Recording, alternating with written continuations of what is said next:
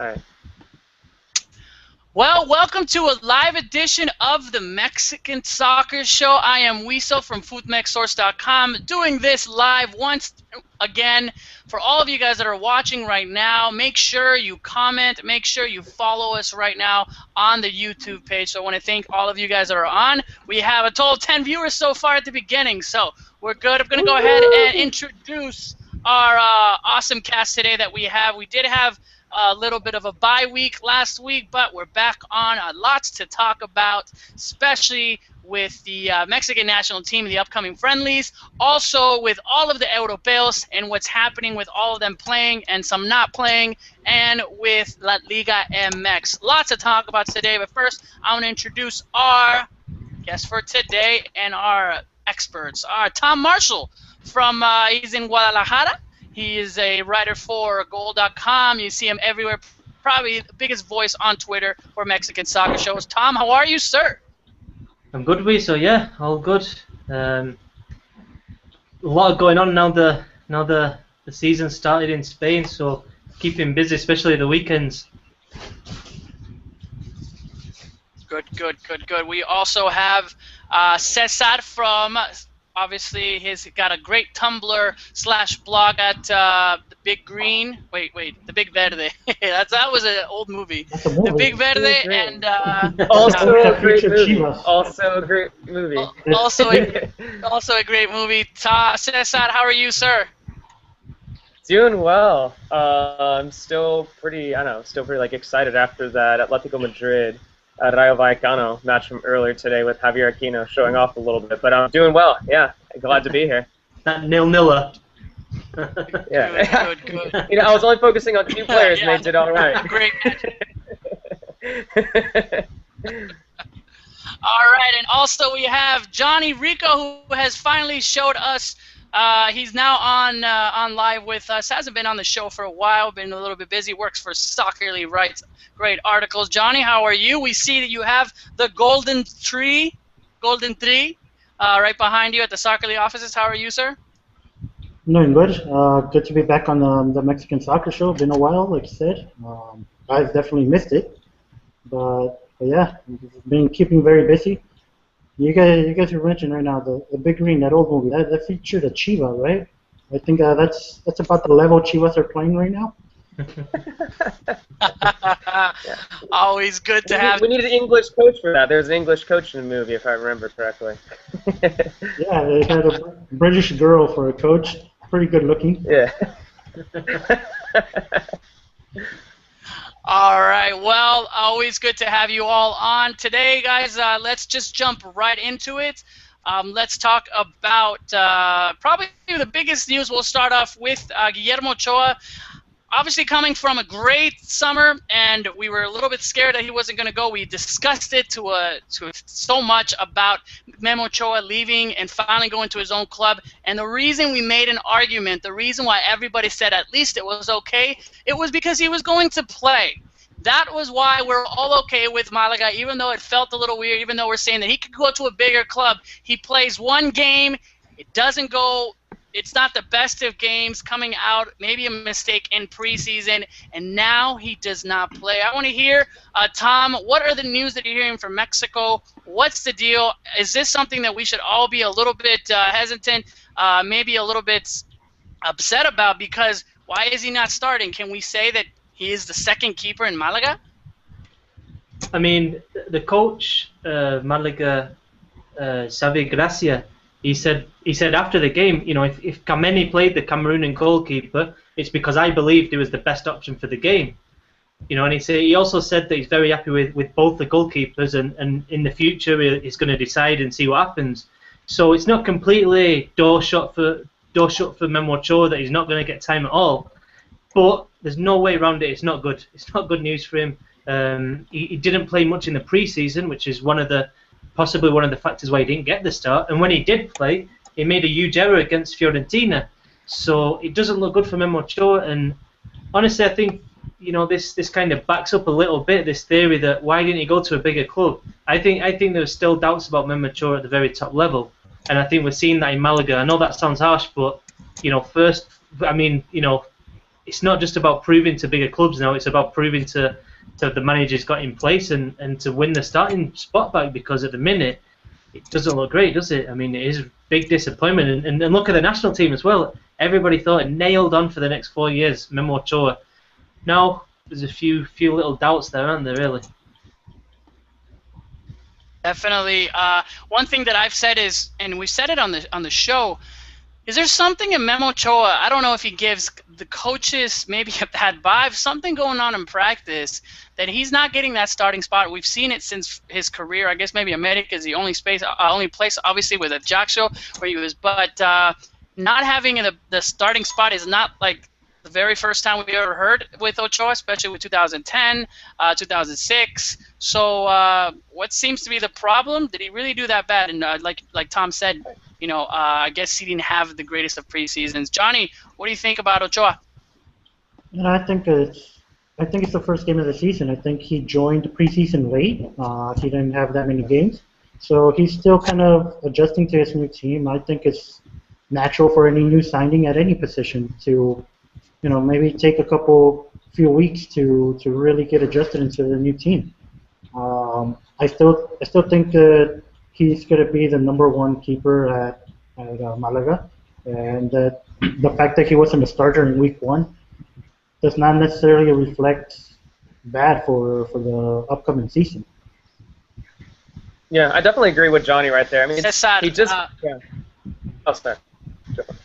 Obviously, he just came into the club recently. He literally had just one bad preseason game, and I guess the only unfortunate thing is that Carlos Kameni, he actually had a pretty good game instead of Ochoa. So that's kind of like an unfortunate thing, because he definitely looked like one of the better players in the field for Malaga. But it's only a matter of time. I think Ochoa is going to be the starting keeper for them. I think he's the starting keeper for the national team. But for now, it is a little unfortunate to think that he moved to Malaga, and we just kind of assumed that he was going to be the starting goalkeeper. Like there was going to be no doubt about it. So there's kind of a little bit of a worry, going into it, this early in the season. But I think it's only a matter of time. We still can't make too much judgment, but it's not the best start. Yeah, but Kameni as well. I mean, Cesar, you said it there. It's like, if you're #1, especially in the goalkeeping position, the player who's got it at the moment, the one who's #2 is waiting for that #1 to make a mistake. And it's like you said, I mean, Kameni, a 1-0 victory, clean sheet, played very well. If he continues that kind of form, then there really does become a doubt. Because I do agree that I think Ochoa is a little bit ahead, but the other guy Kameni's got the spot at the minute, and obviously it's his to lose, if you know what I mean. He's in that position, and if he keeps performing like that, then you assume that he's just signed a new contract, so you assume he would keep it, and he's been the understudy there for a while now. So yeah, it's spanner in the works, I'd say, for Memo Ochoa, and we'll see how it pans out. Well, I mean, you guys see, not to worry, but this is a keeper's position. I know that he just transferred and is in a new league, and what people keep saying, it's a brand new league. How many players they got to fit in, but this is a keeper's position. It's not like he's a field player that's got to adjust. There's something that he did.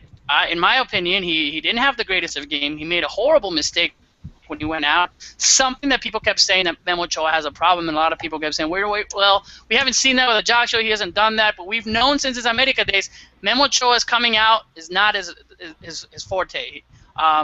Especially, obviously, corner kicks on any of those free kicks that are coming in. So, yeah, just like you said it, Tom, I think, in my opinion, there is something to worry about. The coach has already said that he's not the starter, that Kameni is first in line, and I don't see him getting that much playing time unless something happens.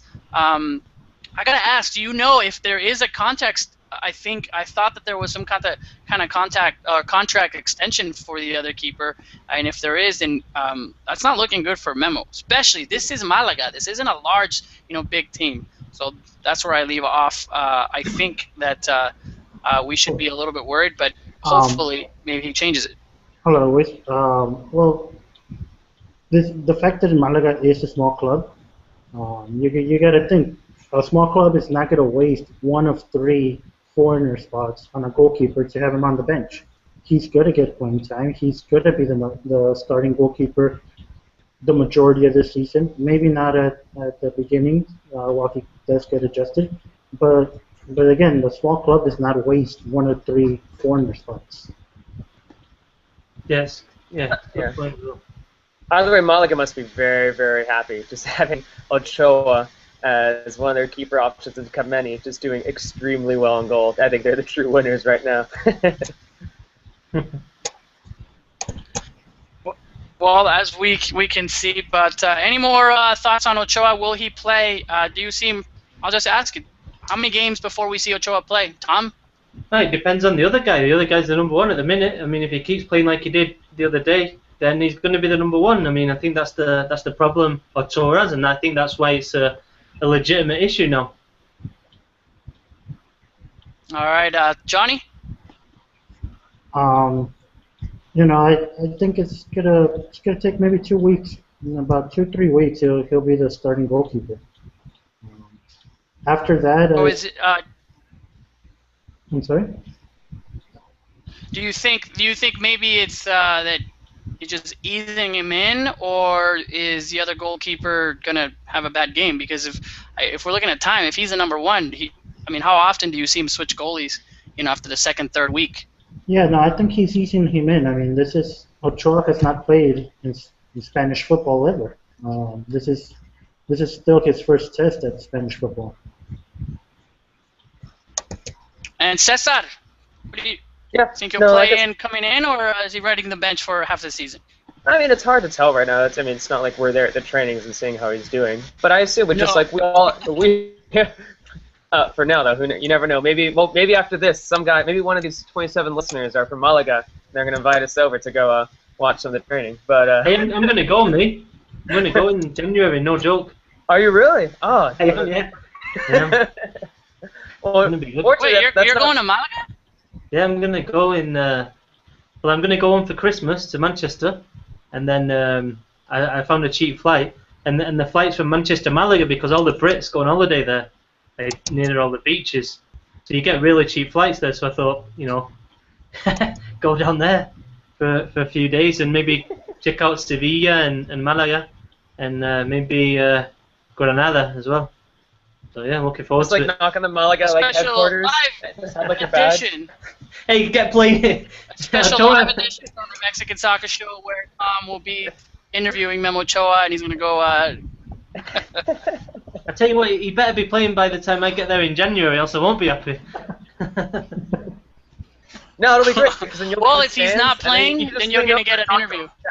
Yeah, exactly. Yeah.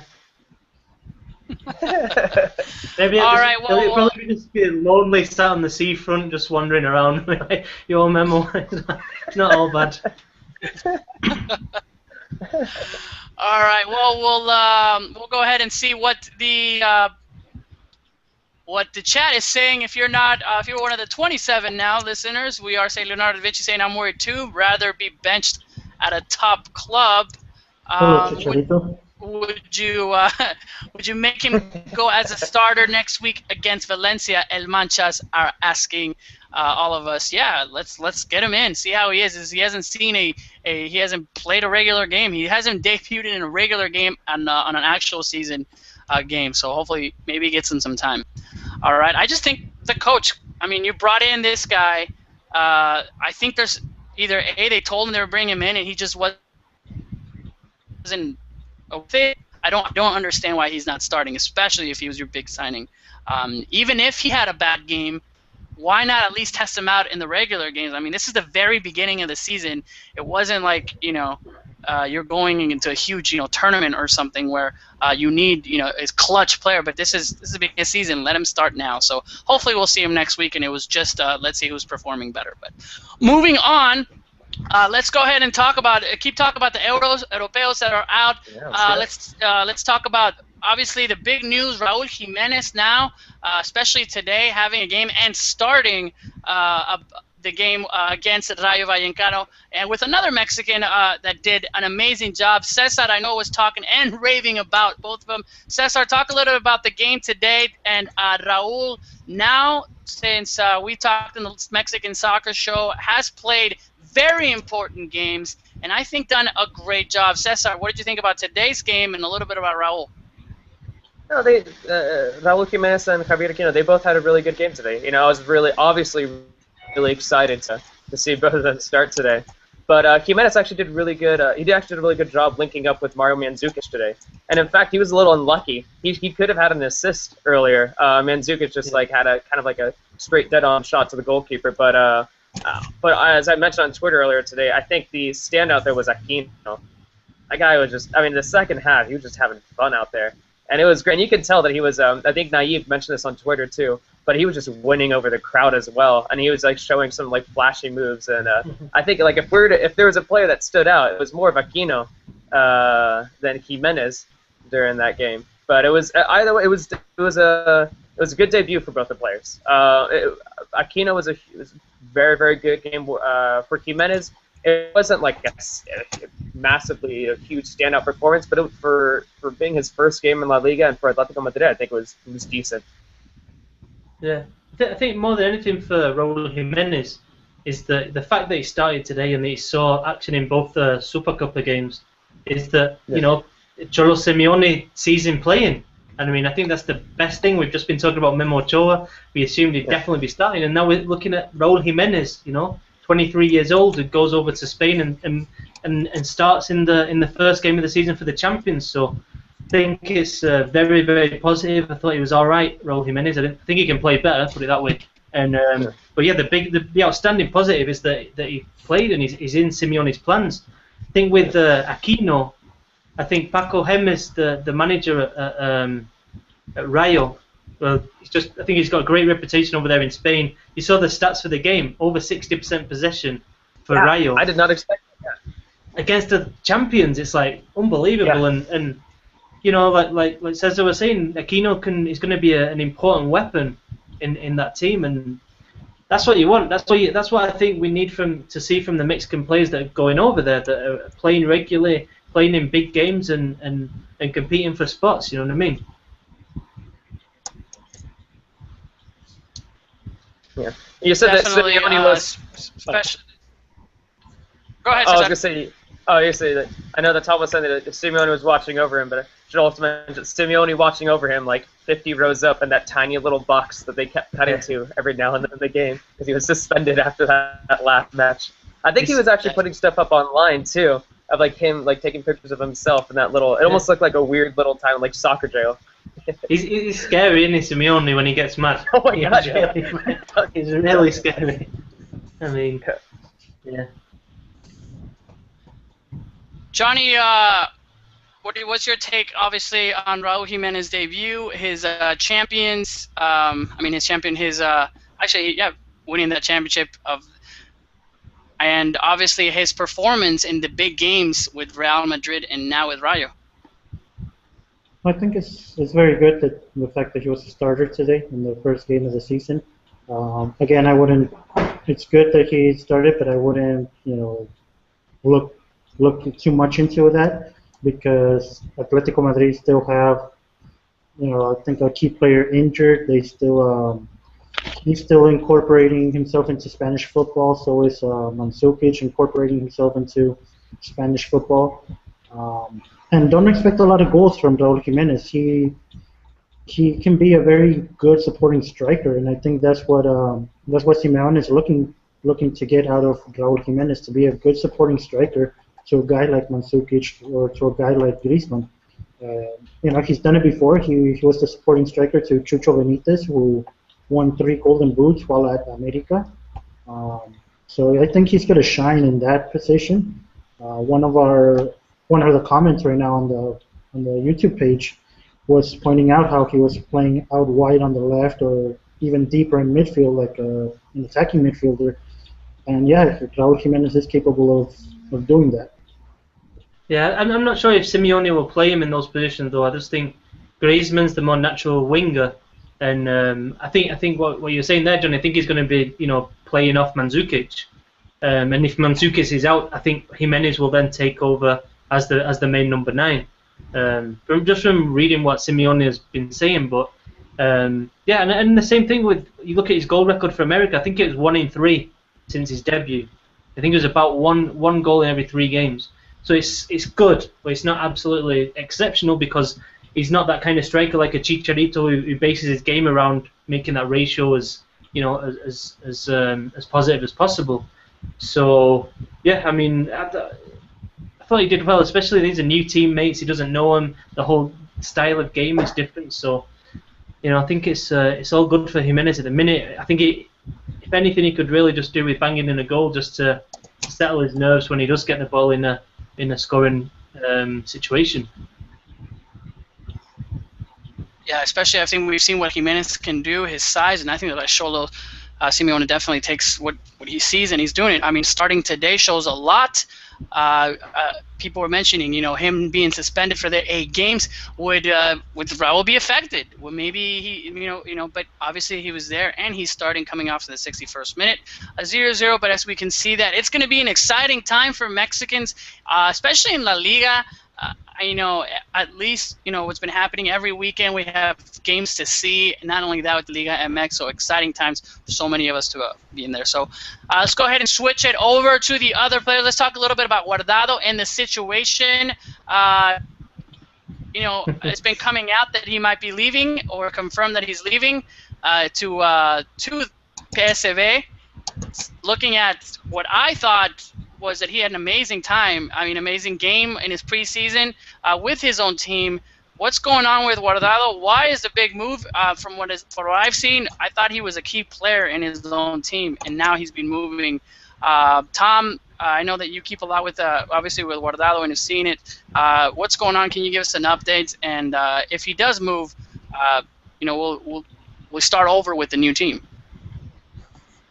Yeah, I think both Guardado and Valencia were open, or have been open in definitely the last few weeks to a loan move.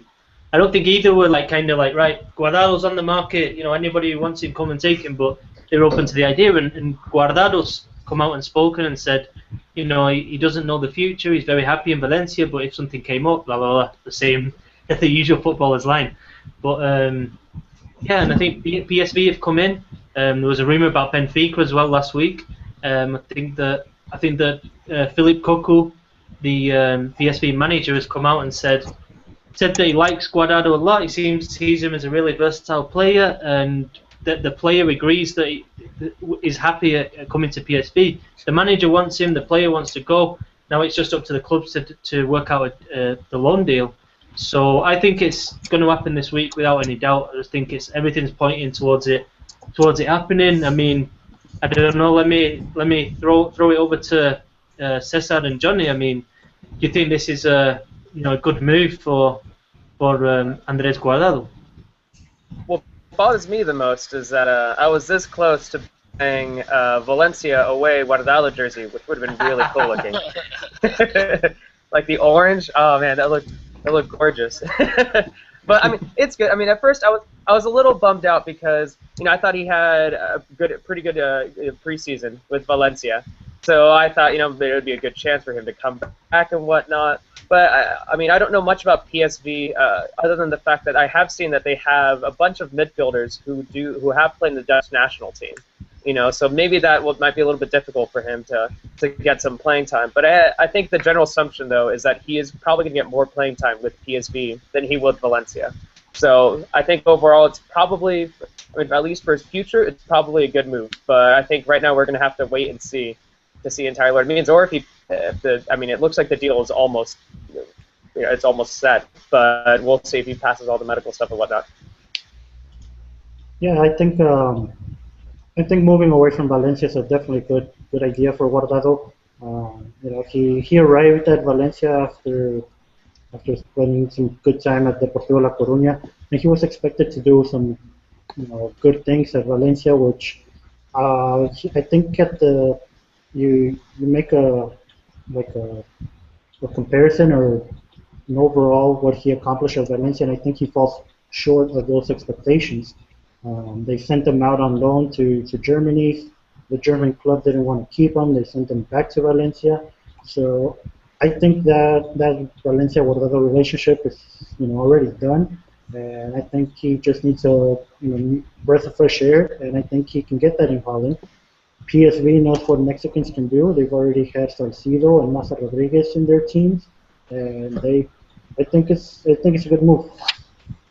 Yeah, and I think also PSV, I think they've scored like 13 goals in the first 3 games of the season. The top of the league, they've just beat Ajax. So it looks like they're gonna, be winning or challenging for trophies. And at the end of the day, if after the back of Guardado's World Cup, if he is getting regular minutes, that you see that would be the path to Guardado maintaining that position. If he's getting regular minutes and doing well in the Dutch league, then you can see him, keeping that position in the national team. The other side to that is if he stays at Valencia, he's getting 10 minutes here, 10 minutes there. Then obviously with the quality of the midfielders coming through now for Mexico, then you think that Miguel Herrera would at least give playing time to some of these younger kids coming up to see what they've got, and would obviously then put Guardado's position under threat. Yeah, I mean, I guess it was just a little surprised at how well he was doing in Valencia. Looking at his games, it looked like he was commanding the mid. He was doing everything. So I was just a little surprised going to PSV. Is it a step down? I guess that's my question, guys. Is it a step down from Valencia to PSV? Yeah. I don't think so. I think it is a step down. Step up for his career, though, with playing time. I don't think so. See what you did there. Yeah, I think that's right. I think going from a middle-of-the-table team in Spain to a championship contending team in Holland is definitely not a step down. I don't know if it's a step up, but definitely not down. So you think it's just stagnant, not a Yes. step down, but not. Gotcha. I reckon Moving, it should be the other. Well, the natural progression would be the other way, from the Dutch league to Spain. And Valencia, all right, top half of the table. They've just got a new owner, Peter Lim, who's got loads of money. It's a big team. It's one of Spain's biggest teams, isn't it? And I think moving to PSV have got a great history, but I think it's a step down, me. Yes. All right. Well, enough about obviously Guardado. We'll be seeing the news and hopefully adapting there, guys.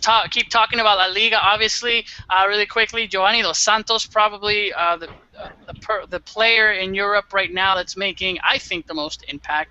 Obviously, in its team, just obviously scoring goals from last week, just having that great chip in. I mean, this guy can do wonders, and we're seeing it, and he's happy, I think, at his team. Talk a little bit about his season, and keep in mind, is Giovanni Dos Santos the best for his team out of all the Europeos? Who's doing the best in Europe right now? Not necessarily the most talented, but obviously for their team. Cesar, I know you follow, obviously, the Euros every week with your column on the Europeos. Gio, obviously we don't see his brother who's not playing, but how impactful is he to Villarreal? I mean, maybe a couple months ago I would have said that Carlos Vela, and I know that Carlos Vela is a touchy subject over here, but I would have said Carlos Vela is the most important player for his team. But obviously Vela's had the issues with his injury. He hasn't played at all this preseason.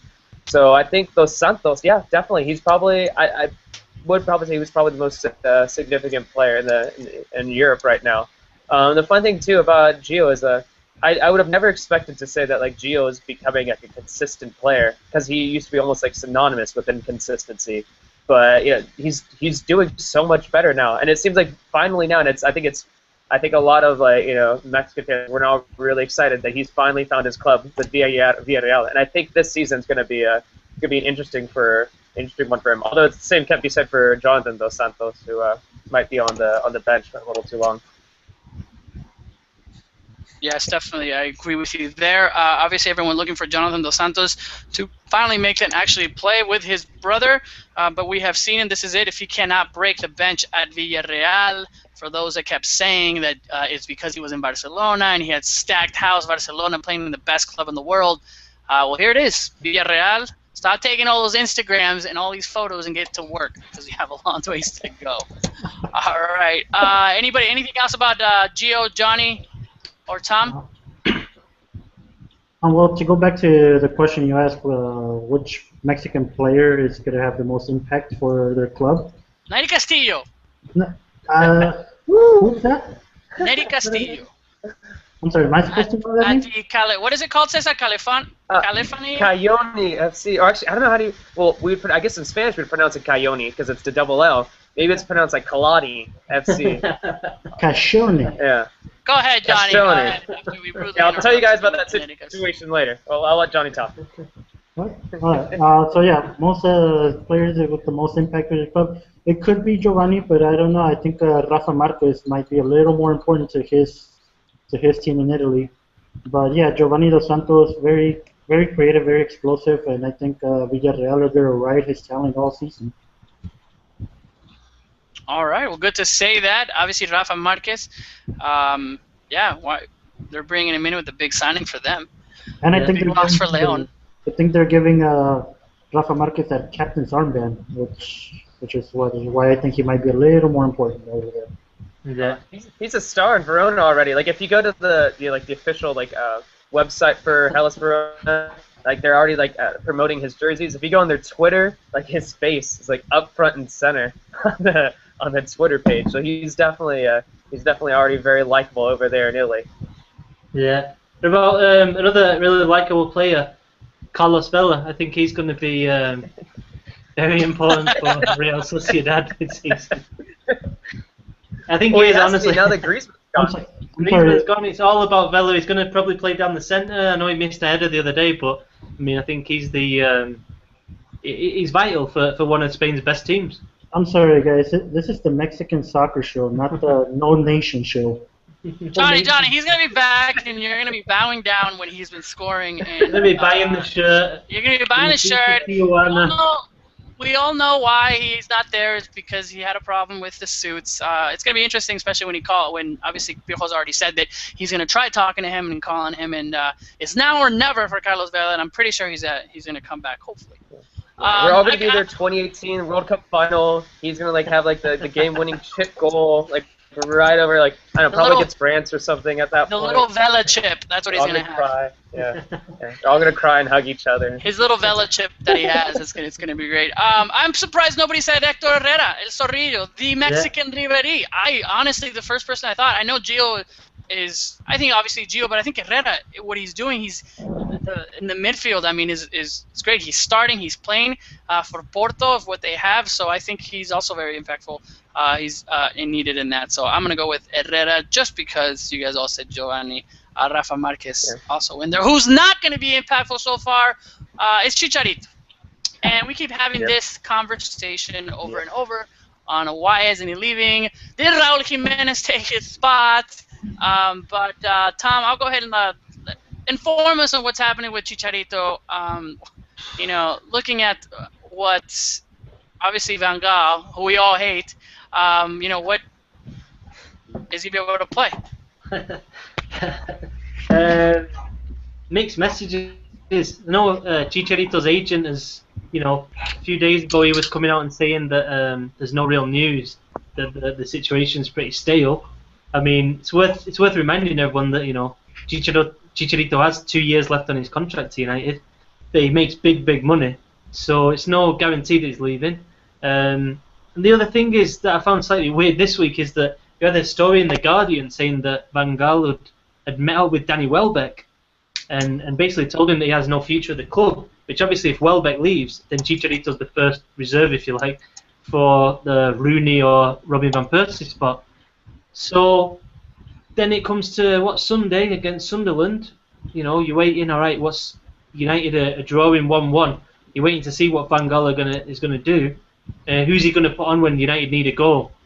And then Welbeck comes off the bench. So I don't know. After the game, it showed a brief shot of Chicharito walking past Gus Poyet, and he really didn't look happy at all, Chicharito. And he exchanged words with Poyet. And I'm sure managers like Poyet at Sunderland, the likes of Southampton, Tottenham, even Arsenal look to be in the market for a striker. I don't know. I think that for me on Sunday was the biggest indication that it's not going to happen here. I think that's the even more than before. I think now it's like it's not going to happen for you here. It's if you're not even going to get off the bench when your team's drawing against it in a game it should be winning, and it's not going to bring the super sub, the one who always gets the goal. That's when you're pressurizing, then it looks a bit of a bad situation now. And this week is going to be fascinating for Chicharito. Guaranteed. I'll shut up in a minute, but guaranteed that the player's going to be talking to his agent, the agent's going to be talking to the club, there's going to be offers coming in. I mean, it's all going to be happening, and it's just if one comes in that suits all parties, I think. Yeah. And I rarely feel bad for professional soccer players with the millions that they make. But I generally do feel bad for Chicharito right now. You know, he's getting no playing time. United, he's, you know, there's always, it seems like almost every day, because now that, like, it seems like the Italian club, that's the new rumor. It's like any Italian club you just throw out there, they all seem to be rumored with Chicharito. And it'll be interesting. Right now, I think it's Juventus is the current club that are apparently interested in him. And apparently, there's a rumor online that's saying that Juventus are thinking between him and Falcao, and you know that's an easy answer to that one. But and I just kind of feel bad for the guy right now. You know, he's getting no playing time. He doesn't know where he's heading now. It will be genuinely interesting to see what happens the next week. Why not Chicharito to Porto? Looking at the chat, I know I see some of the chat guys. Andrew Finn, I love Chicharito at Porto. Me too. Imagine him and Jackson Martinez up front. I've said it before. Jimenez went to Atletico. They were looking for Jimenez. Have Chicharito at Porto already with the Mexicans that are there. I think it'll be fine. That's where I don't want him to go. Way. He would never have the money for his wages. He'd have to take like a 50, 60, 70% wage cut just to play there. I mean, this is the thing. This is the difficult thing. How many clubs can pay his wages, have the money to spend on the transfer fee, you know, and they're a decent club?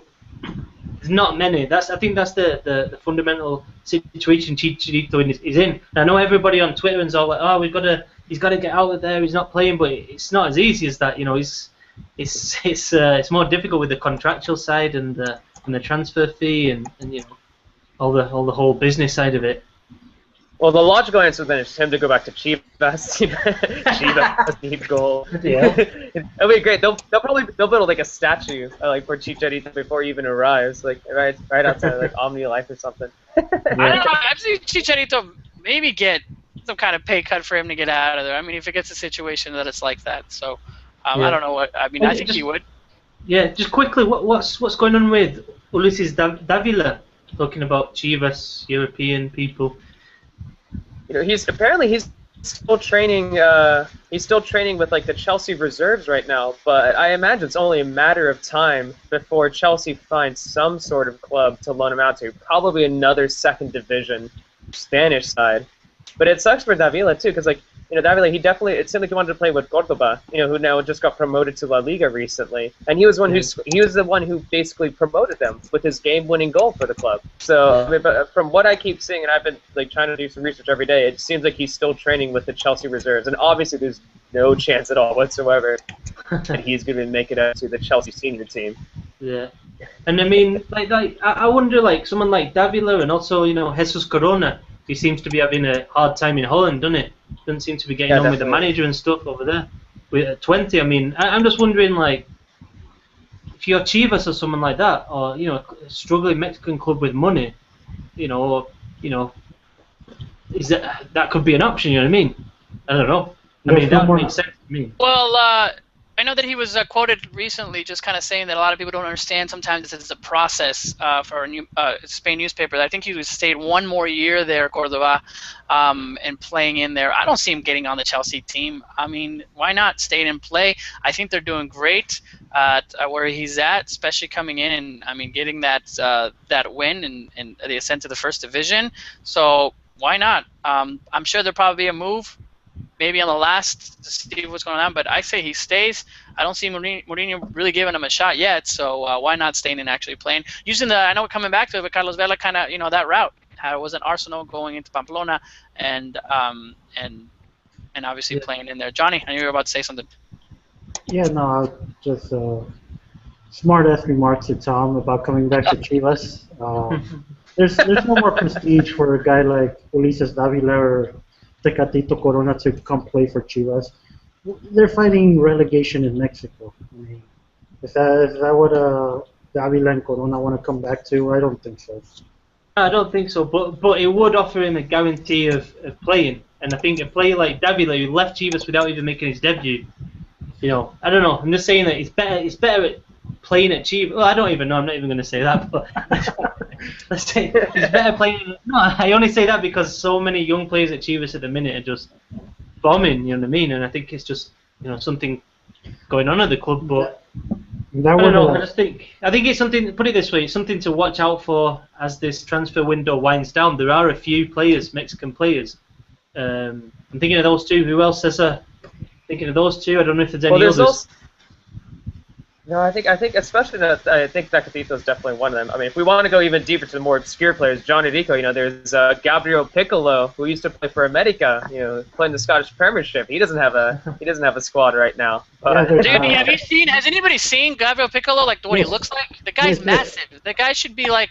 We need people like that, but I guess he's maybe modeling or something because he's not on a team.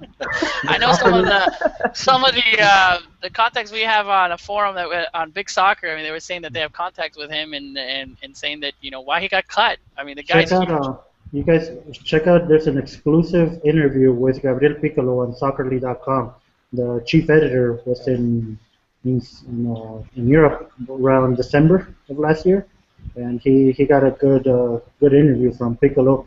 We talked about all different types of subjects.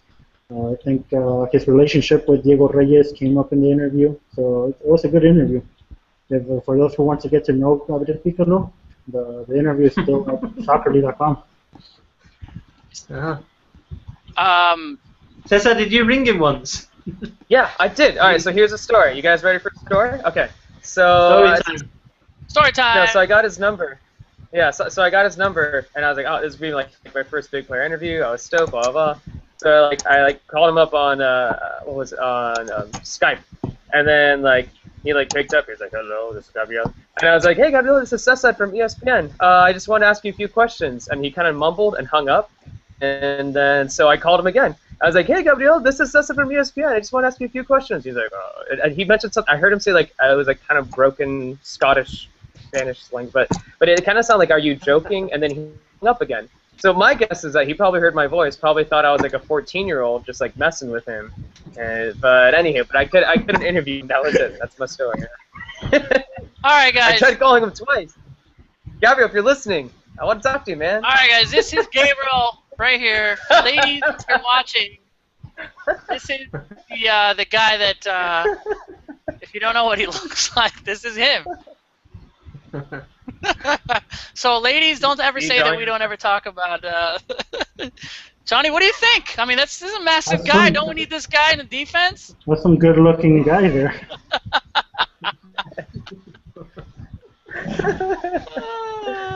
Oh man! Watch us be like 30 people watching, 10 people watching. That is one person watching. Our viewership just went down. Actually, it's at 32. You know what? That is pure Club America product right there. Oh, okay. Yes, proud for you to say that. Oh, man. All right, moving on after that statement. Love to have Johnny on the show. All right, guys. Well, we'll go ahead and switch over to the one Mexican abroad that I would like to talk about that is scoring many goals this year. Obviously, going to his All-Star game, beating Bayern Munich, and the big guest talk is Kubo Torres. We haven't discussed it here. Is going to be an appearance with the national team, at least a call-up. I know that you guys talked about it last week a little bit through Twitter, but let's hear it, Johnny.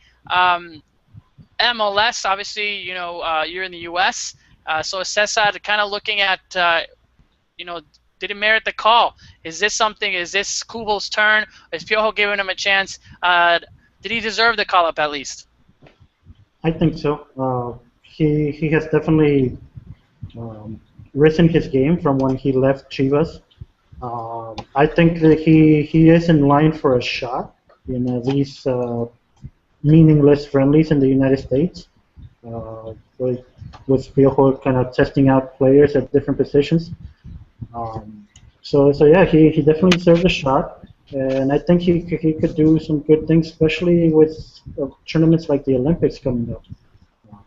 I remember I interviewed him once after a Chivas USA game, and he told me that the Olympics was kind of his goal, what he wants to do, wants to reach, especially after that. That's something that all young Mexican players are looking forward to. Yeah, definitely. This must be like a really exciting moment for him too, because I think he's only 21 years old, and he's been doing really, really well with Chivas USA. I know Tom mentioned this last time, but I mean, if I remember correctly, I think he scored 21 goals in 38 games for them. So he's obviously doing a great job, up top. And it's kind of funny, and as I mentioned, I think Tom mentioned last time that like kind of hilarious that like someone from Chivas USA, in the striker position is doing much better than anybody in Chivas currently. So, yeah.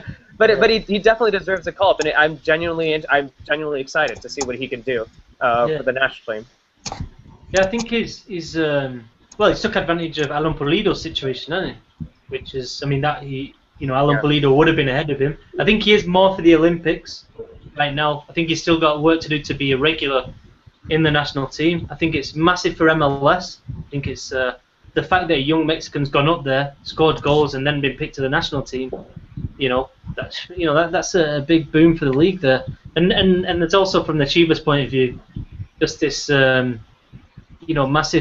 massive irony in the fact that Chivas USA, when they came into being, were like, right, we're going to take players from Guadalajara and ship them up there, the good young players. They're going to get playing time, going to become real professionals, and then they're going to come back to Guadalajara. And really, the one that's worked out most successfully is Kubo Torres, just after they've sold the club, and Vergara just completely forgot to include a clause in the contract. So Chivas USA have the option to buy him at the end of the season, basically. I mean, I don't know how high the price is, but you'd assume that if it was a reasonable price, there's absolutely no doubt they'll be buying him, and then potentially selling him onto Europe, because obviously once he's out of the Mexican system, moves to Europe are slightly easier. Yeah, you know what? Honestly, I think I don't know. He might be a little loyal to Chivas because he came out of there. But from an outsider's perspective, he is doing so much better at Chivas USA right now without the weight of the pressure that is constantly on Chivas. It's such a huge club in Mexico that are now have that relegation cloud over them that's just adding even more pressure. I think he's free. He's free-spirited in Los Angeles, kind of laid back. The hippie. It allows him the space to develop as a soccer player and to develop confidence to score more goals. So I mean, he's only 21. Like we said, he came in, he made his debut with Chivas at 17, just after Chicharito had left. He'd scored a few goals, and naturally everybody's, the next Chicharito, and it's, that's difficult as a 17, 18, 19-year-old to try and even live with that hype. You know what I mean? And I think he fell into that, and I think we're seeing Carlos Fierro as well at Chivas right now falling into that. I think he'd do well if he was loaned out to somewhere like Chivas USA. But I mean, it's great for Kubo. I mean, I remember obviously Kubo coming in after Chicharito, the next Chicharito, like you said, Tom, and then not doing so well. I think Vergara sent him somewhere in like Colombia, and to I think beg on the streets. On the streets, to beg on the streets, and making sure that he gets leveled and grounded on what his values were. Look at him now, scoring amazing goals. And I'll be honest, I've never been a real big MLS fan or watching it. I think the only time I ever watched really a good game, that I remember was Cuauhtémoc Blanco at Chicago Fire. I think there was some playoffs or something that I was watching, making sure he win. But I think I only watched the MLS. The game that they had the All-Stars versus Bayern Munich because Kubo Torres was going to jump on. You got to give the San Jose Earthquakes a go. Although they're not doing that well, so maybe you shouldn't watch the San Jose Earthquakes. But I mean, it's true. This is I hear it about, especially a lot of the people that I talk to. Kubo Torres are looking at just seeing what he's going to do, and his goals of the week, chilenas here and there. Looks like he's having fun. He's making it look easy, something that Omar Bravo, any other strikers could not do, going there and coming back. So that's great, especially for him. And I think he definitely. I'm glad that he's getting called, and because he's scoring goals. And Piojo has always said, if you're scoring goals and you're playing in the level, you're there. And he's what? How many minutes away? How many hours away he's there. So it's not like he's got to make such a huge trip. So it made sense for him to be called. So with that, we'll kind of end the Mexicans abroad, unless anyone else has anybody. Diego Reyes obviously not playing as much not being called. That's something that maybe we can discuss. Is Piojo Herrera saying that he's only going to call limited amounts of players? Is he doing it because he doesn't waste their time, or is he doing it because they're not getting any playing time? It kind of makes sense. Why bring them out if they're not playing and giving the youngsters a shot? Tom, I kind of want to hear your thoughts on the only players that he's calling for these two friendlies. Yeah, I think a bit of both, to be honest with you. So it's like, I think someone like obviously Raul Jimenez. I think that he wanted to give him time to settle in Spain. He's only just moved there. It's, you know, these Atlantic flights are pretty difficult and stuff, and with the hangover, with the jet lag. No, we're not That's talking Fabian. about Marco Fabian. That's Fabian. But they're not easy, and you know, for him it's obviously time to settle. And I think the other ones, you're right. I mean, Herrera said since he moved there, he wants to see these players getting time. I think people, especially, it's something that when you see Chicharito, and obviously Ochoa as well, you know, he now falls into this category. Same with Guardado. They're all players now that moving forward, you know, they have to think if they want to be at that next World Cup. You know, I mean, I know it sounds crazy that these players might not be involved, but there is a new generation coming through. It's so difficult to predict, like, one in 4 years' time. So the fundamental thing that they have to be doing is playing football. You know what I mean? And if they're not, then I think Herrera's going to be quite hardline in not calling them up. Jonathan Dos Santos as well. But I mean, that's my take on it. Yeah, it is funny how like a couple weeks ago when we saw that the lineups call or the European players are called up, we're like, oh yeah, it kind of makes sense. All these guys, they kind of not have a guaranteed spot, but they're doing fine in Europe. And then now players like Ochoa and Guardado, suddenly now they're going to have, Guardado is now going to be at PSV. He's probably have to be fighting for a spot. Ochoa doesn't have a guaranteed spot at Malaga, so that's also an interesting thing, considering the fact that these players are now going to have to come back over here for about a week to play. Yeah. Yes, taking time away from their club, especially Ochoa, like you said, and obviously now Guardado, something that apparently he didn't want. And the one guy that is getting playing time, also Raul Jimenez, he's not going to call, and he's doing well. But that's good that we're going to see that. On that note, I'd like to ask you guys, as the experts, who do you see? Any surprise call-ups that obviously will make it to the two games on the list? It should come out in the next coming days. The game is definitely fast and approaching, but how do you see it? Anybody that you haven't seen, you think he already went out with Kubo Torres, obviously giving him a call, but do you think that Piojo is going to call players for the first time to give him some time? Johnny, I'll start with you. Any players that you think that deserve the call up, or that you think that Piojo is going to choose? I don't know. I think a surprise. Besides the usual players, might be Chepe Guerrero from America. He's putting in solid performances in the defensive midfield position at America. The top of the league, and I think that wouldn't be as. I think that could. He deserves a spot, especially like I said, meaningless friendlies where you're testing out players like Kubo Torres. A guy like Guerrero could deserve a shot there.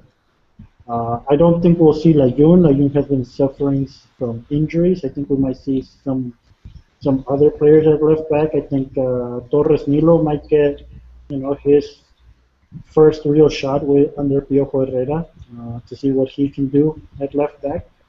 So some surprises could come out of Liga MX players. Yeah, I think the Kubo Torres call is a little bit of a kind of advance warning that he might be willing to pick some of these younger players. And I mean, I think the ones at Pachuca, the likes of Villalpando, Chucky Lozano, Rodolfo Pizarro, I think they're all really in the mix, and it wouldn't surprise me one bit if they're included. I think at Atlas, Arturo Gonzalez, I think he's got a good shot. He's been playing exceptionally well. It's great to watch him live as well. Antonio Rodriguez, the Chivas goalkeeper, I mean, really, he's the outstanding player for Chivas this season, despite only being 22 years old. So I think he's got a chance. Luis Venegas, centre back from Atlas, left-footed, I think, as well, which is a big bonus. Miguel Herrera from Pachuca, Enrique Perez. Yeah, there's a few names there that I think are in the frame. I wouldn't be surprised if we saw. I guess it's not too much of a surprise call up, but Miguel Herrera, because he has been called up before in the past, and I think he's been playing well so far. And I do agree with you, Arturo Gonzalez too. I think already has 3 goals this season so far. But as you mentioned, the call up of Kubo Torres, might kind of signify the fact that, and I guess it's not too surprising either. Because I talked to Piojo and he said, don't be surprised, if I bring up a lot of young players for the next upcoming friendlies. Yeah. I think, obviously you're going to see the usuals that I think are doing well, and obviously have that leadership, Ochoa, Corona. The third keeper would be exciting. Who's going to be that third keeper? If he chooses a third keeper, I think that'd be great. Will it be a brand new keeper that hasn't had it, giving him a chance? But yeah, definitely I agree. Venegas, Abella as well. Abella from Santos and Alonso, what's he called? The other Santos Laguna youngster, Escobosa. Escobosa. Looking at, obviously, I think the ones that'll make a return, Paul Aguilar, I think will make it. We might see Mier. Obviously, Miguel Herrera. I know Miguel Herrera has been wanting to see him. Ponce. Obviously, the mid, looking at that we already have, Herrera being there. I think Carlos Peñas will be there, Javier Aquino, Vasquez, that Leon connection doing better, even though they're not winning. I think individually they are. Guardado, and then up top, I don't think we'll see anybody that other than because of the 4 or 5 that are already called, Dos Santos, Peralta. Obviously, we'll see him, and then Kubo Torres. I don't see anyone else other than them. Unless it's a surprise club. So I think it'd be interesting. What youngsters will he call? But sure, those Pachuca players, I think will be the big story there. And obviously that third keeper. I don't think that he's gonna go with his usual. I think they're gonna call up somebody to see somebody new and starting that. All right. Any last thoughts on the national team, on the call-ups, and on the Denver and San Francisco game? I know Cesar, you'll be there at San Francisco. I'll be there with you, and seeing if. Trying to make it to Denver, probably not. I know I definitely won't be there for the Bolivia game, missing one of the friendlies in a long time. But we'll definitely try to give you guys a live, try to do something fun with all of us being there and do some kind of live show while we're there or something. I know we'll have fun with it. But any last thoughts on the Mexican national team? No. No. Maybe should we talk a little bit about Pulido at all, or? Nah. We'll wait till he gets a team to talk about him. Not playing. Hey, I tell you what though, I went for a couple of drinks the other night with an agent and a couple of other people who work in the industry. I thought you were gonna say Pulido. That'd been amazing. Oh yeah, he's having a great time. Let me show you photos, Tom. But one quote. I don't know how true it is, but it resonated anyway. He said, "Pulido could be Mexico's Bosman." We'll see how it goes. We'll see how this case goes, but it's going to be fascinating for. Explain that for the viewers. Explain that for the viewers, Tom. What do you mean? Well, the Bosman ruling is when your contract runs out, then you are free to leave. So, and there's a player from Belgium who challenged this ruling that the club still held on to some of his rights, or the right to sell him, even though his contract had run out. And he won, I think, in the European High Court.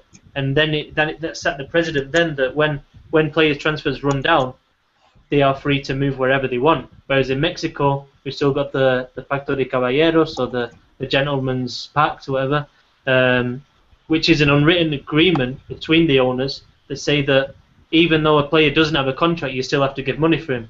And all the owners of the Mexican teams agree with that. But it's something that's very specific to Mexico, and it's very strange, to be honest. But this Pulido situation now, if the legal authorities agree with Pulido that he doesn't have a contract and that he is free to go without giving Tigres anything, then it could open the door potentially. Potentially to other players doing the same. I know Aquino did something similar. But he didn't fall out with Cruz Azul. His contract was running out, and he came to agreement whereby Villarreal paid a very little amount of money. But legally, he probably didn't have to pay anything. But obviously, Aquino, to keep it sweet, so that one day he can return, they did give him some money. That makes sense. Makes a lot of sense for the guy that didn't want to talk about Pulido. we'll have to wait and see tomorrow. Apparently, Pulido's agent, Pulido's lawyer, and I guess the lawyer from Tigres are all going to be talking tomorrow. So we'll see what the outcome of that is. Very nice. All right, guys. Well, let's switch it up. Let's talk into Liga MX. I'll give you guys. I know that we've already have almost an hour getting there, close at least. So let's talk a little about the Liga MX. I'm going to ask for the one, I guess, story of the weekend that you want to talk about that we can discuss, and then we'll go ahead and close the show. Start us off, Johnny Rico. One story, one moment, one opportunity. The one chance. Wait, is this an M&M rap? Yeah. I'm ready. Yeah, no, my one storyline of the weekend is that America lost they're no longer perfect, but they're still undefeated. They 0-0 draw at Chiapas. Could have done better, and I think a big reason why they didn't get the win is because Ruben Sambuesa was not available, and Mohamed went back to the 5-3-2 system instead of the 4-3-3 that he had been using. So I think that costed America the win there. But I think for a team that switches up formation so radically, they seem to be doing good under both formations. And the fact that they're still undefeated almost halfway through the season, speaks a lot. Hopefully they can keep up the same pace throughout the Liguilla and lift up the championship at the end. Yeah, definitely something has to be said for the. Go ahead, sorry. Oh, definitely something to be said about the fact that, they didn't have the best again against Chiapas, and they didn't have the best against Morelia, but they're still able to walk away with 4 points. So I think that's still, and they're still technically undefeated. So they're doing very, very well at this point. And Tom, your story moment for the weekend? I think Leones Negros 1-0 against Leon. Wiso, which would have made you very happy, being originally from Leon, Guanajuato. Yeah. Losing to Leones Negros, which, by the way, it is biologically impossible to have a black lion, so that's the stupidest mascot in the world. Go ahead, Tom. There's a black lion against the Lions. Good match. Yeah, against the real lion. It's like the lions were taken. Let's just go with black lions. Against the lion, singular, as well. Right, La Fiera. That's definitely the story for me watching that game. Go ahead, Tom. Big win for Leones Negros, their first win. I mean, bloody hell, they needed to do something. I mean, I think the relegation situation now is suddenly just.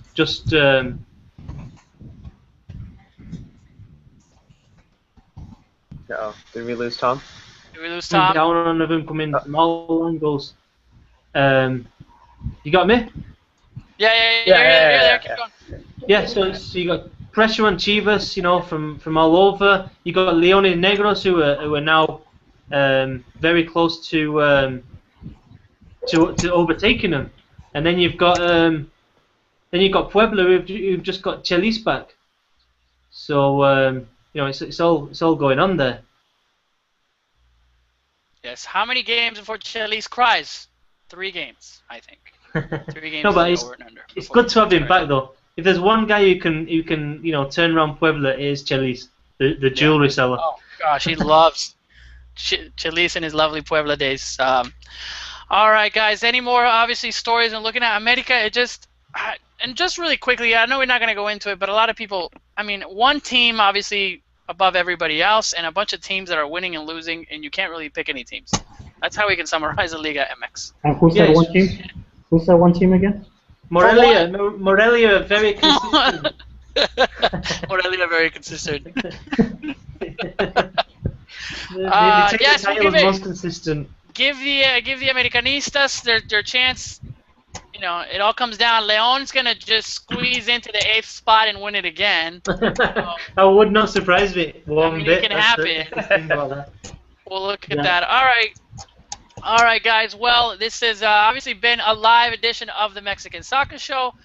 Just having a lot of fun talking about that, about all the news. We're gonna have obviously next week another show, the pre to the first of the Mexicans friendly. against a great Chile team who's bringing everyone and stacked house, all the Europeos, so it should be fine. I don't think we can say that we have a solid win, especially against Chile. So we'll see about that. Definitely want to thank all of the viewers that are on there. It was great to see all the different comments on the right, people asking, talking about the Liga MX, talking about the players. If you're watching this on a tape delay, definitely jump on the live, and it's next. We have a lot of fun with the comments that are on there. Keep them at least PG-13. Yeah, I think one of the comments that I didn't even recognize it. They mentioned that Tom. They were like, "Oh yeah, Tom just shaved" or something like that, as if like got some notebook at home keeping track of like when Tom shaves and whatnot. It's like, true. Oh, He did have a lot. Shaved. Oh, he did shave this week. But definitely a lot of fun. Cesar, thank you so much for jumping on and always talking. We'll see you at the game. Johnny, always fun times with you, and you're hilarious comments, especially with the America. And Tom, knowledgeable as always. Thank you for jumping on. Well, this has been a live edition of the Mexican Soccer Show. Join us during the week where we have Mexican Soccer Shows Express, where we'll just jump on and talk about a topic. Send us a tweet if you want us to discuss some things. Definitely keep the interaction going. And share this on your Facebook. Just because it's not live doesn't mean you can't share it, and you can keep talking to us, guys. All right, have a great week, and keep talking about Mexico out there. Talk to you guys later.